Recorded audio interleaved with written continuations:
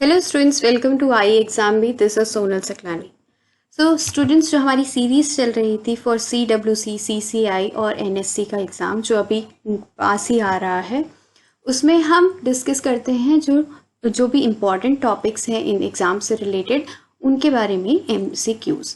सो उसी सीरीज़ को कंटिन्यू करते हुए आज हम पढ़ेंगे अबाउट दी ऑर्गेनिक फार्मिंग से रिलेटेड जितने भी MCQs हैं वो आज हम डिस्कस करेंगे। ठीक है, so let's start. The first question is National Center for Organic and Natural Farming is located at. So NCOF इसको कहा जाता है शॉर्ट फॉर्म में NCOF, क्योंकि जब ये इस्टेब्लिश हुआ था इन 2004 तब इसका नाम क्या था? National centre for organic farming. बाद में इसमें नेचुरल फार्मिंग भी ऐड कर दिया गया। ठीक है, सो इसका जो हेडक्वार्टर है वो लोकेटेड है at Ghaziabad. Moving on to next question, question number 2. What is the required conversion period for an organic farm to be certified? मतलब कि जब हम conventional farming से organic farming की तरफ चलते हैं तो हमें कितना conversion period चाहिए होता है, मतलब कि कितने time period तक हमें उसे chemicals से अलग रखना पड़ेगा। अगर हम conventional farming यूज़ कर रहे थे, अभी तक अगर conventional farming कर रहे थे, मतलब कि हम उसमें पेस्टिसाइड्स यूज़ कर रहे थे, उसमें इनऑर्गेनिक फर्टिलाइजर्स वगैरह यूज़ कर रहे थे, लेकिन when we decide to switch to organic farming तो हमें कुछ टाइम पीरियड तक उसमें कोई भी केमिकल्स वगैरह नहीं डालने होते हैं, एंड उस टाइम पे हम उसको सर्टिफाइड भी नहीं कर सकते कि ऑर्गेनिक फार्मिंग है। हमें पूरा टाइम देना पड़ेगा, and that time is 36 months for perennial plants. Perennial plants कैसे होते हैं? हमारे जो भी आप बोल सकते हो कि हॉर्टिकल्चरल क्रॉप्स हो गई तो वो पेरेनियल प्लांट्स में होते हैं, उसमें हमें उस केस में हमें चाहिए 36 मंथ्स, और जो है हमारी एनुअल और बाइनियल क्रॉप्स होती हैं उसमें हमें चाहिए होता है around 24 months in order to get it converted. Okay, next question पे आते हैं। Next question number 3, that is the 4 principles of organic farming do not include. So 4 principles of organic farming that were given by WHO, तो ये include करते हैं health, ecology, fairness, और fourth होता है हमारा केयर। ठीक है, profitability is not a principle in this. Next question है question number 4, that is IFOAM is world wide umbrella organisation for the organic agriculture movement which represents close to 800 affinities in 117 countries। 117 countries में IFOAM चल रहा है। This was basically established in 1972, और इसका जो headquarter है that is at Bonn, Germany. ठीक है, बॉन जर्मनी में इसका हेड क्वार्टर है। Now what is this IFOAM stand for? IFOAM होता है international federation for organic agriculture movement. So F जो है इसमें that stands for federation. Okay, moving on to next question, question number 5, what is the requirement for nutrient management in organic farming? So organic farming में क्या nutrient, आपको पता ही कि उसमें हम कोई भी inorganic products और inorganic sources of fertilizer और sources of nutrient हम इसमें यूज़ नहीं करते हैं। So organic farming में हम क्या यूज़ करते हैं, एक एक करके ऑप्शंस देखेंगे। फर्स्ट ऑप्शन है non synthetic mineral fertiliser should be the primary source of nutrient. So this is wrong, क्योंकि ये प्राइमरी सोर्स नहीं होता, this can be used as supplementary. ठीक है, मिनरल फर्टिलाइजर उसमें यूज़ कर सकते हैं, लेकिन as a supplementary, that too हमें उसमें कोई भी ऐसा केमिकल, सिंथेटिक केमिकल यूज़ नहीं करना है, या फिर उसमें ऐसा भी कोई भी एडिशन नहीं करना है जिससे वो सॉल्युबल बन जाए। So in that case mineral fertilizer can be used, लेकिन that too as a secondary source of nutrient। ठीक है, human excreta containing manures are allowed। So human excreta इसमें allowed नहीं होती, human urine भी इसमें allowed नहीं होता। C है हमारे पास biodegradable material of microbial plant or animal origin can be used as source of nutrient। So this is correct। ठीक है, नेक्स्ट वाला भी हम पढ़ लेते हैं। Mineral fertilisers can be chemically treated to make them more soluble। नहीं, this is wrong, this cannot be used in organic farming। Next चलते हैं हम क्वेश्चन नंबर 6 पे, which of the following does not comply with the NSOP standards। so national standards for organic programme, ये एक अलग से standards दिए गए हैं कि कौन कौन से आप केमिकल्स और not chemicals but you can say कि कौन कौन से सोर्सेज ऑफ फर्टिलाइजर्स आप यूज़ कर सकते हो, कौन कौन से सोर्स ऑफ न्यूट्रिएंट्स आप इसमें यूज़ कर सकते हो और कौन से नहीं कर सकते। तो उसके लिए एक अलग से NSOP स्टैंडर्ड दिया गया है this is under the NCOF national, आप कह सकते हो जो नेशनल मूवमेंट है फॉर ऑर्गेनिक फार्मिंग, उसके अंडर इसमें ये NSOP स्टैंडर्ड्स दिए गए हैं हमारे पास, ठीक है।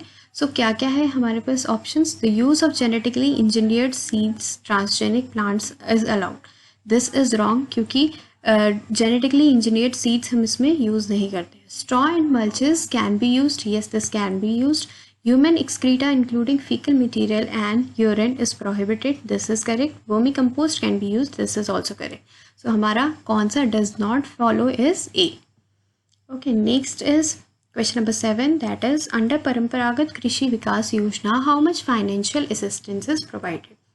So under this scheme 50,000 per hectare for 3 years, क्योंकि बेसिकली कंसिडर किया जाता है कि 3 years का कन्वर्जन पीरियड होता है।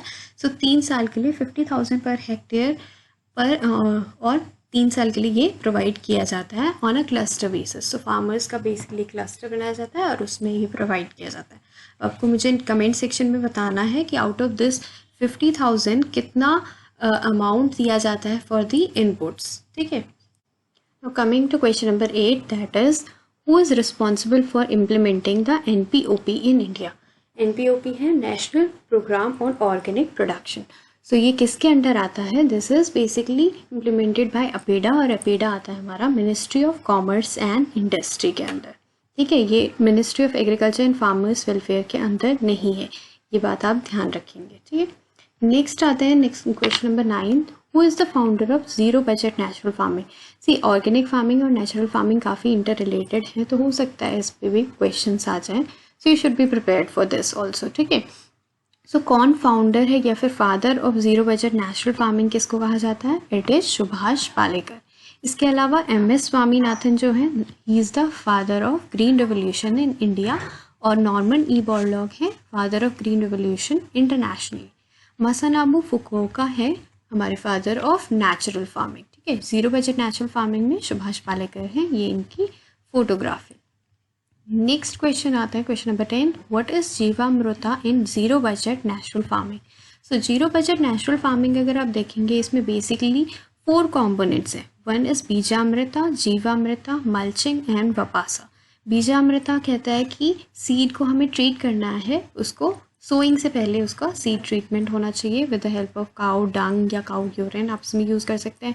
जीवामृता सेज कि आप कोई भी फर्टिलाइज़र, कोई भी पेस्टिसाइड्स, कोई भी सिंथेटिक केमिकल्स यूज़ ना करें, इंस्टेड जो भी ऑर्गेनिकली आपके पास प्रेजेंट मैन्योर है, और आप बोल सकते हो कि अगर लाइव स्टॉक है तो उसका काउ डंग या काउ यूरिन, इसके साथ आप यूज़ कर सकते हो वीट का फ्लावर या फिर कोई भी पल्सेस का फ्लावर यूज़ कर सकते हैं, सॉइल यूज़ कर सकते हैं, वो सब चीज़ें किसमें यूज़ की जाती हैं? जीवामृता बनाने में, ठीक है। Next is mulching. मल्चिंग में सॉइल के ऊपर हम स्ट्रॉ डाल देते हैं या फिर कोई क्रॉप का रेसिड्यू है उसको यूज़ कर लेते हैं in order to conserve the moisture. Whapasa भी होता है कि सॉइल के मॉइस्चर को बेसिकली कंजर्व करना। तो क्वेश्चन था कि जीवामृता बेसिकली क्या होता है? It is a fertiliser that is made from cow dung and urine, और इसमें और सब चीज़ें जैगरी वगैरह भी इसमें मिक्स की जाती है। नेक्स्ट क्वेश्चन है question number 11, which statement about NPOP is not correct? So क्या क्या है NPOP से रिलेटेड इसमें statements? National programme for organic production was launched during 2001, so this is correct. NPOP involves the accreditation of certification body standards for organic production, promotion of organic farming and marketing, etc. This is also correct. NPOP was launched by the Government of India under Ministry of Commerce and Industry. So ये सारे ही जो statements हैं वो correct है, ठीक है। Next आते हैं हम क्वेश्चन नंबर 12 पे, which state has covered largest area under organic certification? So सबसे ज़्यादा है मध्य प्रदेश में area under organic certification. Next question number 13, that is growing green manure crops in the field then incorporating it in its green stage in the same field is known as. So green manure crops को हम उगाते हैं और फिर क्या करते हैं, उनको वहीं पर काट के हम इनकॉर्पोरेट कर देते हैं into the soil so as to increase the organic, आप बोल सकते हो उसका जो फर्टिलाइज़र एज अ, जब हम फर्टिलाइज़र यूज़ नहीं करते हैं तो हम ऐसे मैन्योर्स यूज़ करते हैं जो कि सॉइल की फर्टिलिटी को इंक्रीज़ करेंगे। सो जब हम एक ही जो लैंड एरिया है हमारे पास, एक ही जो फील्ड है, उसी में अगर हम ग्रीन मैन्योर क्रॉप्स उगाते हैं और उसी में फिर उसको इनकॉर्पोरेट करते हैं तो it is known as the in situ green manuring. Whereas अगर हम उसको किसी दूसरे फील्ड में उगाएंगे, ये ग्रीन मैन्योर्स क्रॉप अगर हम दूसरे फील्ड में उगाएं और फिर उसको कट करके फिर दूसरे फील्ड में जाके उसे incorporate कर दें सॉइल में in order to increase the fertility, so it is called as XC2 green manuring।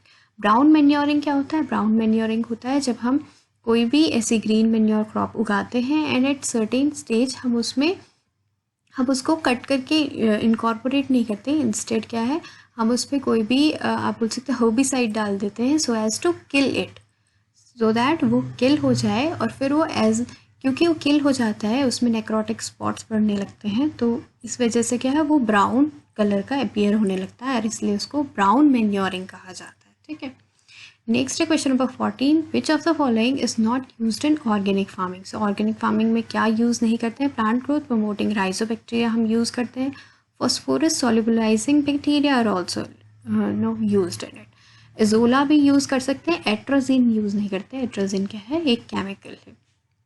Next आते हैं क्वेश्चन नंबर 15 पे, विच of the following is not requirement for organic certification under NPOP। So options क्या है? Use of natural inputs, ये हम use करते हैं natural inputs का।